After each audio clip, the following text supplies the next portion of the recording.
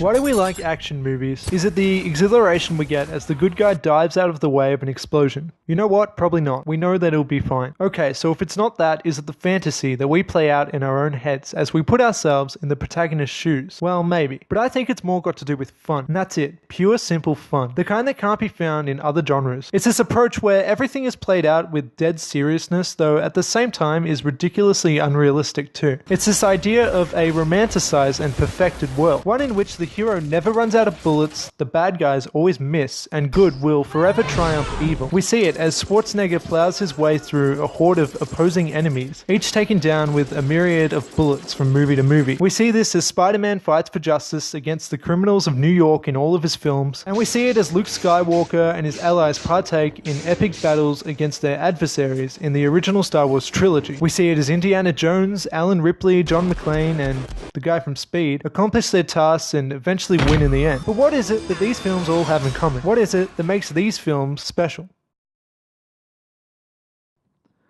So there seems to be this mutual agreement among the majority of people, or at least movie fans, where we all agree that things like the Transformers franchise isn't all that great, and in fact is pretty bad. Look, personally I think that they have a number of redeeming features, and I even liked the first one, but either way, the negative reputation of the franchise is definitely out there and is definitely reasonable. And I know what you're thinking, that I'm about to screw up, that I'm about to contradict myself, because Transformers consist of a crazy amount of simplicity. But when I say simplicity, I don't mean stupidity. They are not one and the same. I don't mean movies that don't have much of a story and instead choose to solely display the action. And I don't mean movies that don't take themselves seriously and instead fill themselves with explosions and fan service. What I mean by simplicity is films that know exactly what they are and don't need to aim to be or pretend to be anything more. Films that aren't afraid to throw us in a bit of a nonsensical situation that a real person would never find themselves in and keep it at that. In some films, there is no need for complicated storylines and subplots. In some films, there's no need to try to show off intellect and no need to confuse audiences. But that in no way means that such a film has to result in being dumbed down and silly. That in no way means that care should not be put into all of the other aspects and details. That in no way excuses a bad movie. Some suitable films just work better with simplicity in mind. Some films, such as this little 2014 gem that did everything right. John Wick was a fantastic film that never once cheapened itself or thought too highly of itself. John Wick had film lovers raving. It was fun, but John Wick didn't change the game.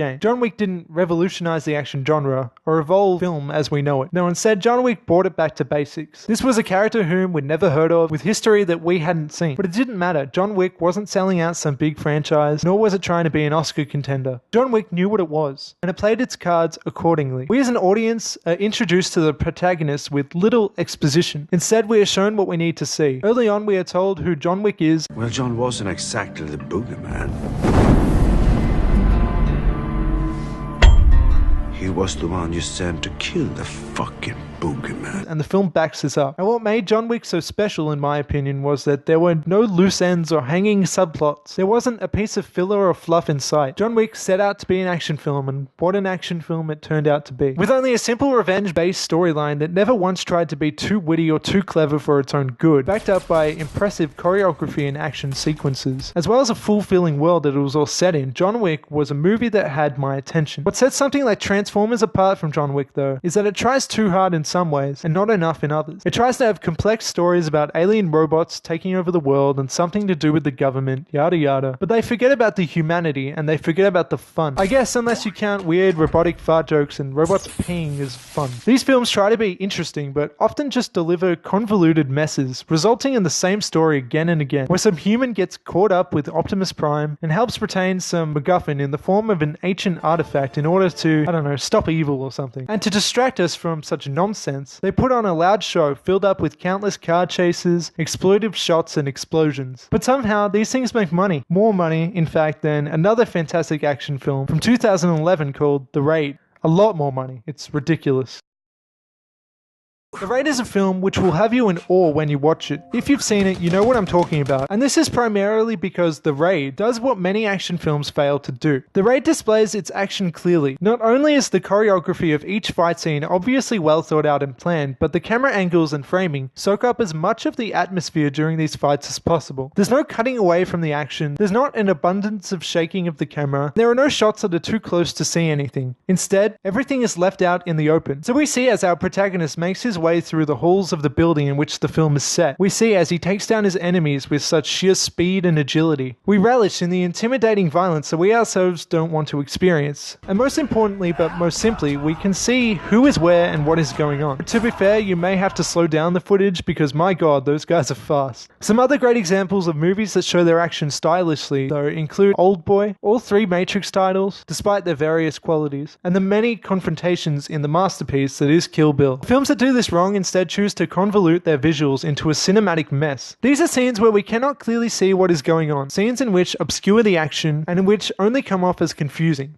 Often we are treated with heavy uses of amateurish shaky cam, confusing edits, and action that is all round unclear. We don't get a sense of the environment around the characters involved, and we don't see the action in continuous or steady shots. Instead, we're shown everything from far too many angles. Badly directed action scenes with unnecessary camera movement only results in the audience to lose focus on the scene. We lose track of who's where and what's going on. So much so sometimes that if it's really bad, it can be impossible to regain focus again until the scene is over. That being said, a film definitely can take a more grounded and somewhat more realistic visual approach by using shaky cam correctly. It's not an inherently bad technique. Films like The Bourne Identity and District 9 use this technique to their advantage, and they work within the context of those films. For instance, despite resulting in somewhat messy looking scenes, the Bourne films use quick-paced editing and establish enough of the action so that we can get a clear understanding of what's going on. The scenes come off as intense, brutal, and strangely most admirably imperfect. If you ask me, this is shaky cam done well.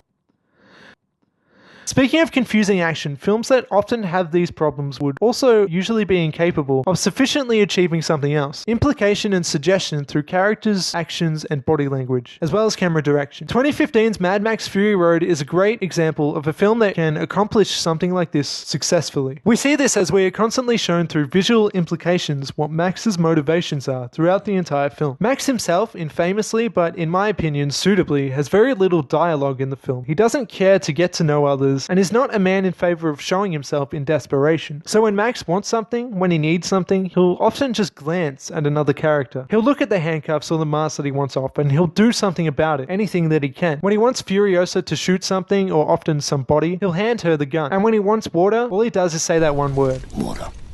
And when the cavalry is on their way and the tension is raising between our characters, it becomes clear why they're doing what they're doing, simply through these visual cues alone. To counter that, another film that shows rather than telling would definitely be Nicholas Winding Refn's Drive. While not being a typical action flick and perhaps even more suitably fitting into the drama genre, I still feel the need to discuss the masterful use of visual cues via characters' actions and the camera's movement. Take for instance this very scene here. The scene begins with a still shot of the driver sitting in a hotel room. Soon the camera begins to close in on him and then on the door as he slowly realizes what is about to go down. We as an audience are then shown what it is that he has realized, followed by his reaction to said thing. What follows is an intense yet beautiful scene of violence. Clearly though, our protagonist is in control. And so the camera follows suit. Rather than going insane with shaky cam like lesser films might do in a scene like this, Refn keeps the camera to a still. The action quickly resolves itself and the scene continues on at a slow pace. It's direction like this which portrays what is going on and shows an understanding of its own characters. And a film like Drive is full of this. Sometimes though you'll come across titles that feel the need to explain everything to you. Films that take this approach often only come off as extremely condescending to their audiences. And this approach often makes for a film that loses much sense of rewatchability or fun due to their excessive dialogue heavy sequences which often don't end up amounting to too much. Though of course there are exceptions.